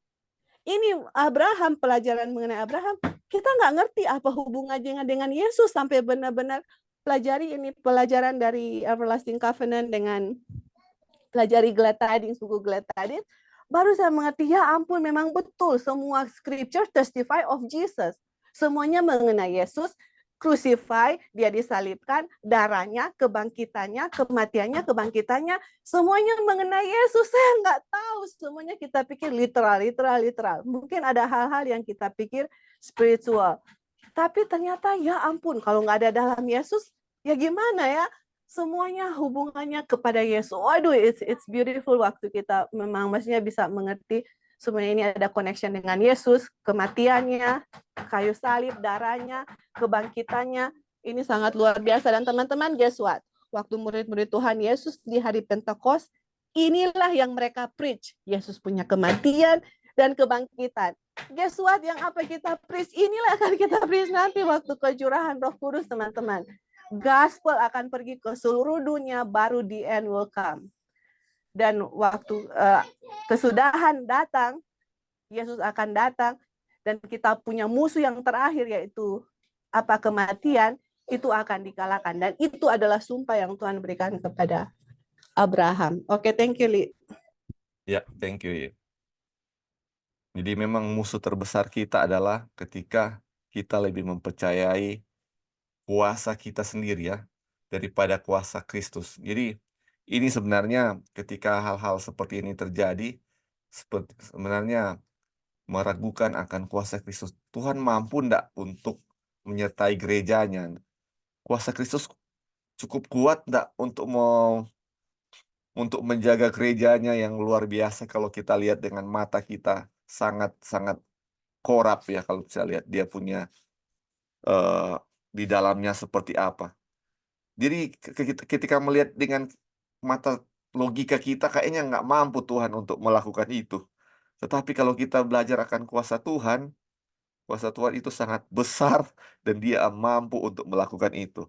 Dan banyak yang kita lebih mempercayai akan apa? Dengan mempercayai kita punya penurutan ya, kita punya dibenarkan oleh penurutan. Kita sudah melakukan ini, kita sudah melakukan itu. Aduh, ternyata dengan mengandalkan kita punya penurutan, bukan mengandalkan akan kuasa Tuhan, percaya akan kuasa Tuhan, itulah sumber kegagalan kita ya untuk percaya kepada Tuhan. Bro, Ya, oke, silakan. mau menanggapi yang barusan yang baru Angko Ya, silakan. bilang tadi bahwa meragukan kuasa Tuhan. Saudara, kita lupa lengkapnya ayat itu. Tuhan bilang, apakah aku akan menemukan iman ketika aku datang ke dunia? Itu ya, kalau nggak salah ya. Iya. Ya, kalau nggak salah kurang lebih itu ya. Jadi ujung-ujungnya adalah percaya. Iya kan? Ujung-ujungnya kembali kepada percaya. Nah, sekarang kita belajar pembenaran oleh iman. Pelajaran pembenaran oleh iman ini menjelaskan kepada kita bahwa gini loh kebenaran yang sesungguhnya. Begini loh cara beriman, begini loh cara memiliki iman. Dan inilah jalan Tuhan. Seperti ini loh, ya. Bukan dengan usaha kita segala macam, kan? Nah, lalu kita bicara dengan gereja yang istilahnya sudah korup, ya, atau gereja sudah Babel. Nah, ini ujung-ujungnya hal tentang iman, hal tentang percaya juga. Benar nggak? Kenapa? Meragukan yang tadi Brother Lauri bilang, meragukan kuasa Tuhan. Meragukan kuasa Tuhan. Kembalinya ke situ lagi. Jadi, apakah nanti Tuhan datang dia temukan iman di dunia ini? Nah, itu yang menjadi. Dan kita diselamatkan hanya melalui apa? Iman. Jadi, apakah kita akan memiliki iman dan apakah kita akan selamat? Ya, ketika kita tidak percaya ini, tidak percaya itu, ya, meragukan Tuhan. Jadi sekali lagi Tuhan bilang, apakah aku akan menemukan iman di dunia ini ketika dia datang lagi? Jadi ujung-ujungnya adalah iman. Dan kita tahu landasan pembelajaran kita melalui pembenaran oleh iman adalah keselamatan hanya melalui iman. Percaya. Thank you, bro. Ya, thank you, bro. Halo Li, Ya, silakan. sorry ya. Jadi waktu Lali tadi tambahkan juga ya, yang maksudnya yang kita mungkin seringkali melihat akan apa namanya keadaan manusia kita sendiri. Contoh misalnya ya gereja. Memang kalau kita lihat betul ya, apakah gereja kita itu semua orang di dalamnya itu adalah gandum? Unfortunately enggak, ada lalang dengan gandum, banyak korupsi, banyak ini dengan ini itu. Dan mungkin saat kita lihat Tuhan sepertinya impossible, maksudnya sepertinya tidak mungkin gitu loh untuk Tuhan bisa, karena melihat keadaan dan situasi sepertinya impossible. Makanya logika manusia itu impossible. Sekarang kembali lagi ke cerita Abraham yang kita sudah pelajari. Apakah Sarah possible untuk melahirkan? Tidak bisa. Apakah Sarah possible untuk mengandung? Nah itu dia. Sarah nggak mungkin mengandung. It is impossible dalam logika manusia, itu nggak bisa di dalam penglihatan manusia. Tapi kalau Tuhan bilang Sarah mengandung melahirkan, itu akan terjadi kepada Sarah. Kalau Tuhan bilang gerejanya ini Tuhan akan gunakan sampai akhir zaman, wah di pemandangan kita itu tidak masuk akal, sepertinya nggak mungkin. Kalau Tuhan sudah bilang, itu akan terjadi. Nah, pay attention to this. Di saat kita lihat impossible, terus kita mau coba bantu Tuhan sama seperti Abraham. Bantu Tuhan dengan Hagar, disitulah flesh, disitulah bukan iman. Iya. Di situ daging. Di saat kita melihat gereja kita tidak mungkin, dan kita bilang, oh let me help God. Kita harus keluar, kita harus bikin ini. Let me help God. I don't think it is possible untuk Tuhan menggunakan gereja yang dia sudah pilih. I need to help God. Disitulah letak di mana iman dengan logika dengan daging ya. Iya. Menggunakan logika itu adalah daging. Dan remember, daging itu anak dari Hagar apa Li? Bondage, betul kan? Perbudakan, iya kan? Sedangkan Ishak itu lahir dari roh atau percaya. Dan di akhir zaman itu hanya ada dua. Orang yang lahir dari roh, berjalan dengan roh, dengan berjalan daging. Iya kan? Persembahan Isa dengan Habel dengan siapa lagi dia punya, Kain dengan Habel, satu dengan iman, satu tidak dengan iman, seperti itu. Itulah akhirnya. Jadi sekarang kita melihat orang-orang yang it is impossible Lord, tuh gerejanya sudah jatuh, bla bla bla bla. Mereka mau bantu Tuhan untuk saya bantulah Tuhan untuk saya mau menyelesaikan. Itulah disinilah terletak di mana perjanjian Tuhan. Memangnya Tuhan berjanji kepada siapa?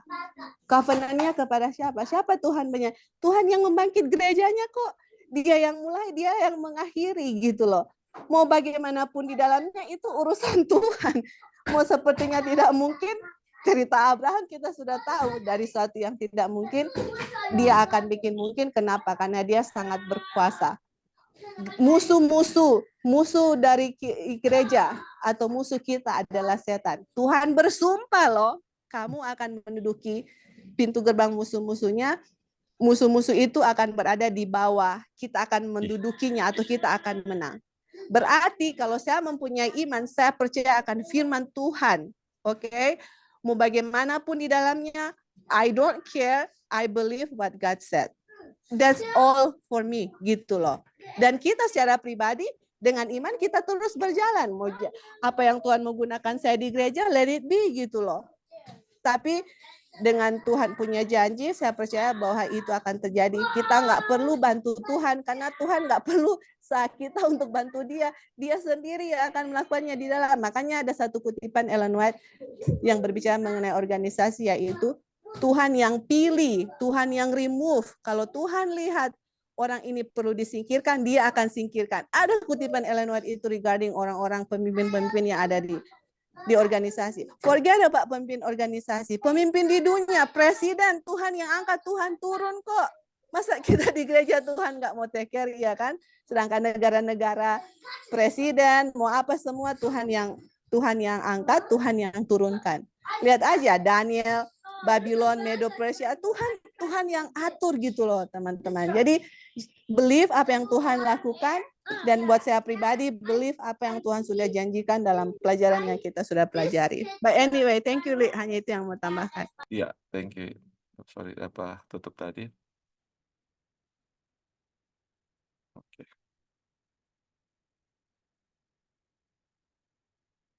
Ya. Oke. Sudah bisa lihat share screen lagi, teman-teman? Bisa, Li. Bisa ya? Oke. Ada di mana?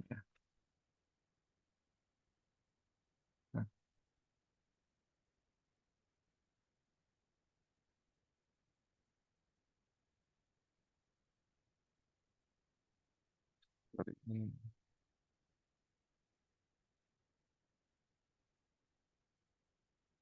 Oke.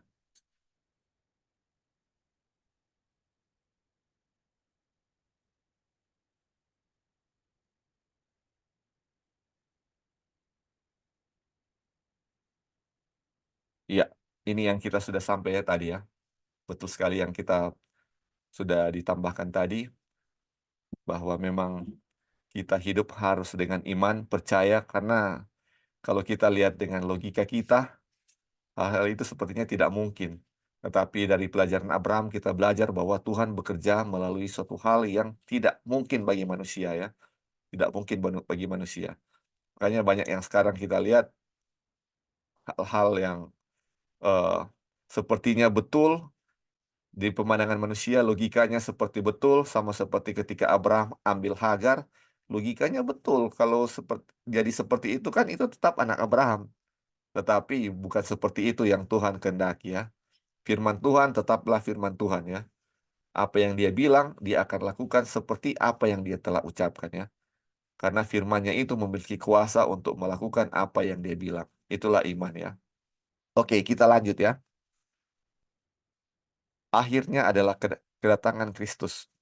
Ini memberitahu kita bahwa akhirnya adalah pada kedatangan Tuhan, dan bahwa ketika itu terjadi, semua musuh Kristus telah diletakkan di bawah kakinya, sesuai dengan firman Bapa kepada anaknya. Duduklah di sebelah kananku sampai aku menjadikan musuh-musuhmu sebagai tumpuan kakimu. Musuh terakhir yang akan dihancurkan adalah kematian. Yohanes dalam penglihatan melihat orang mati berdiri kecil dan besar di hadapan Tuhan untuk dihakimi pada hari besar yang terakhir. Mereka yang namanya tidak ada dalam buku kehidupan anak domba dilemparkan ke dalam lautan api. Lalu maut dan kerajaan maut itu dilemparkan ke dalam lautan api. Itulah kematian yang kedua, lautan api. Berbahagialah dan kuduslah dia yang mengambil bagian dalam kebangkitan pertama itu. Kematian kedua tidak memiliki kuasa lagi. Wahyu 20 ayat 6. Coba kita perhatikan di sini ya. Ini saya pikir kalau dulu ini lautan api hanya mematikan manusia ya dan setan. Tetapi kalau kita baca di Wahyu 20 ayat 14, maut dan kerajaan maut itu dilemparkan ke dalam api. Ini ini kalau kita baca di awal juga, kerajaan maut dan maut itu adalah milik setan ya, atau setan berkuasa atas maut itu.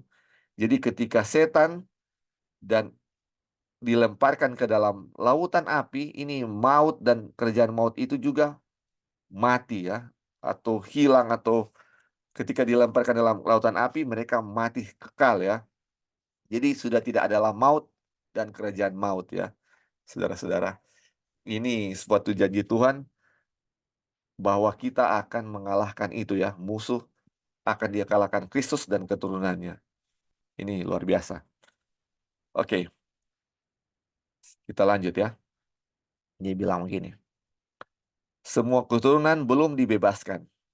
Janji bahwa keturunanmu akan menguasai pintu gerbang musuh-musuhnya tidak dapat dipenuhi kecuali dengan kemenangan atas semua musuh oleh semua keturunan. Nah, Kristus telah menaklukkan. Dan kita bahkan sekarang dapat bersyukur kepada Tuhan yang telah memberikan kita kemenangan oleh Yesus Kristus Tuhan kita. 1 Korintus 15 ayat 17. Ya, Kristus sudah menang ya, saudara-saudara. Tetapi pertempuran kita belum berakhir. Bahkan dengan kita, ada banyak sekali orang yang pada akhirnya akan menjadi pemenang yang belum mendaftarkan diri mereka di bawah panji Tuhan, dan beberapa orang yang sekarang menjadi miliknya bisa saja berbalik dari iman. Waduh, saudara-saudara, ini ada berita buruk dan berita baiknya di sini. Jadi ini kita bisa menang jika semua keturunannya menang ya. Kemenangan atas semua musuh oleh semua keturunan. Jadi semua musuh atau semua setan dan antek-anteknya semua akan dikalahkan oleh semua keturunan. Dan ini yang menjadi suatu hal ya. Hal berita baiknya bahwa adalah banyak orang yang belum mendaftar, ini kalau dia punya bahasa ya, belum mendaftarkan diri bahwa wajib Tuhan, atau banyak orang yang belum bertobat yang nantinya akan menjadi pemenang. Mereka akan menjadi pemenang ya, ini sudah firman Tuhan, menjadi pemenang tetapi belum bertobat ya, masih akan nanti bertobat. Tetapi ada suatu hal berita buruk, yaitu banyak orang yang sudah di dalam, atau banyak orang yang sudah menjadi milik Tuhan saat ini, yang sudah mendaftarkan diri dahulu, akan berbalik dari iman. Atau kita bisa lihat mereka gagal ya. Ada yang belum akan menjadi pemenang, ada yang mungkin sudah di dalam barisan pemenang, akan keluar dari barisan itu. Waduh. Oleh karena itu, janji tersebut mencakup tidak kurang dari penyelesaian pekerjaan Injil dan kebangkitan semua orang benar, yaitu anak-anak Abraham, dan mengenakan kehidupan kekal pada kedatangan Kristus yang kedua. Kita lanjut. Jika kamu adalah milik Kristus, maka kamu adalah keturunan Abraham dan ahli waris sesuai dengan janji. Galatia 3 ayat 29. Tetapi pemilikan Roh Kudus adalah ciri khas dari mereka yang adalah milik Kristus. Sekarang jika ada orang yang tidak memiliki Roh Kristus, dia bukan miliknya. Tetapi barang siapa memiliki Roh, ia memiliki kepastian akan kebangkitan. Karena jika Roh dia atau Roh Tuhan yang telah membangkitkan Yesus dari antara orang mati diam di dalam kamu, dia yang telah membangkitkan Kristus dari antara orang mati akan menghidupkan juga tubuhmu yang fana oleh Roh-Nya yang diam di dalam kamu. Roma 8 ayat 11. Jadi saudara-saudara, ini luar biasa ya. Jadi tanda Kalau kita ini adalah milik Kristus, adalah kita memiliki Roh Kristus. Dan kita lihat ya, ini buah-buah roh sudah kita ketahui ya.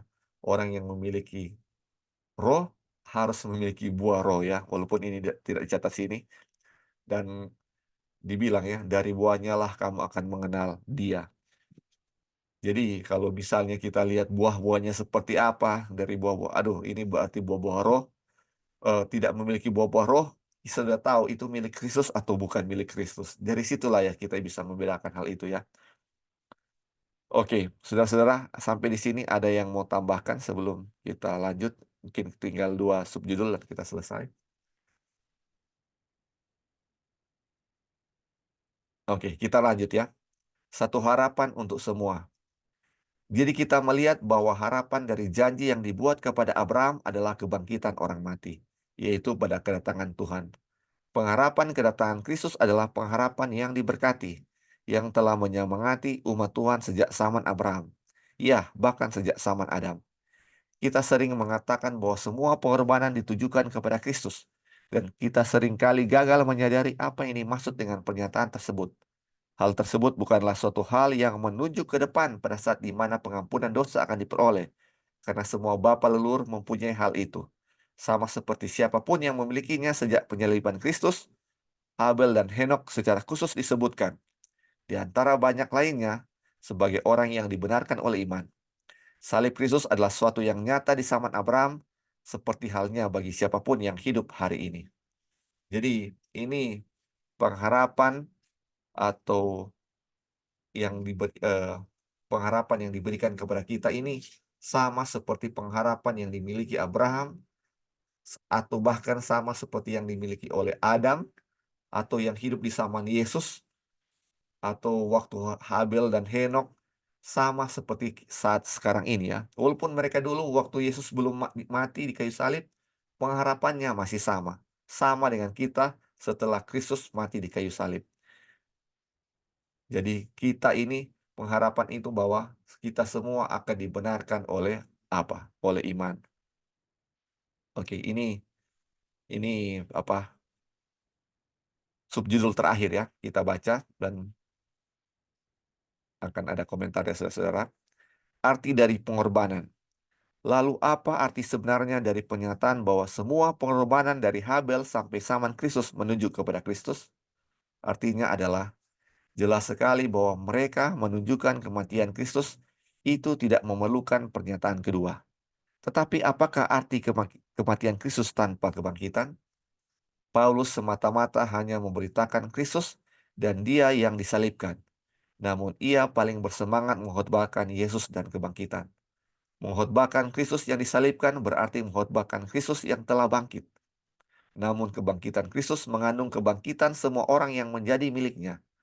Oleh karena itu, orang Yahudi yang terpelajar dan beriman menunjukkan melalui pengorbanan yang dia persembahkan, imannya terhadap janji kepada Abraham yang akan digenapi pada kedatangan Tuhan.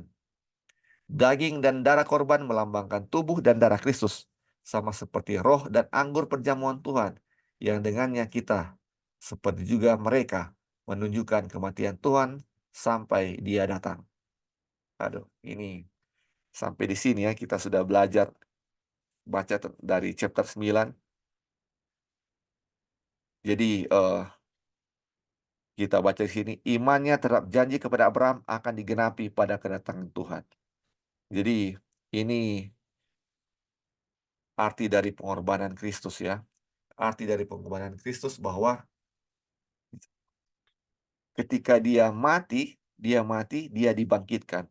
Itu menjadi jaminan juga bahwa kalaupun ada saudara-saudara kita atau kita pun mati dalam Kristus, kita juga akan dibangkitkan. Roh yang membangkitkan Kristus dari antara orang mati, roh yang sama juga akan membangkitkan kita jika kita mati dalam Kristus. Jadi ini suatu pengharapan, suatu kabar kesukaan, suatu Injil bagi kita. Ada kepastian keselamatan bagi kita walaupun kita sudah mati. Tetapi kalau kita pun eh, tidak mati tetapi terus hidup ya, sama seperti golongan 144.000 itu itu ada jaminan bahwa kita mampu untuk melewati setiap cobaan-cobaan yang akan lewat di hadapan kita. Tetapi suatu jaminan yang pasti bahwa kita akan menempati pintu-pintu gerbang musuh, atau kita akan mengalahkan setan, kita akan mengalahkan maut yang selama ini dikuasai setan. Dan ini bukan cuma suatu janji, tetapi janji beserta sumpah, dan ini adalah suatu hal yang pasti ya. Dan kematian Kristus sama seperti dibilang tadi ya, kalau dulu ada pengorbanan darah domba, tapi sekarang dilambangkan dengan apa? Roti dan anggur perjamuan yang menunjukkan kepada kematian Tuhan sampai Dia datang. Biarlah kalau kita mengikuti perjamuan atau kita melihat hal-hal ini, kita melihat akan pengorbanan Tuhan, kita melihat akan suatu kepastian sebagaimana Dia bangkit dari antara orang mati, dan ketika Dia datang pada kali yang kedua, kita akan diselamatkan. Kuasa yang membangkitkan Dia, kuasa yang membangkitkan orang mati, kuasa yang membangkitkan atau membangkitkan kandungan Sarah dari yang mati menjadi hidup kembali dan bisa melahirkan seorang anak, itu kuasa yang sama yang akan menyelamatkan kita, yang akan menolong kita di setiap langkah kita, saudara-saudara. Ini perjalanan iman Abraham menjadi suatu pelajaran yang berharga bagi kita, dalam di mana kita juga sebagai keturunan-keturunannya harus memiliki iman Abraham ya. Oke, saudara-saudara, sampai di sini ada yang mau tambahkan untuk komentar? Jadi mungkin Ya. tambahan terakhir dari pelajaran di sini. Jadi untuk mempelajari mengenai kepada Abraham dan keturunannya, mereka akan menduduki pintu gerbang musuh. Kita sudah tahu ya, pintu gerbang musuh itu adalah kemenangan atas setan dan kuasanya atau atas dosa. Dan kemudian yang kita baca terakhir ini adalah kematian ya. Dan kemudian kematian itu menang atas musuhnya, dan kemudian dari kematian itu ada kebangkitan ya, di mana Yesus sudah, roh yang membangkitkan Yesus itu juga akan membangkitkan kita ya nanti pada waktu kedatangan Tuhan Yesus yang kedua kali.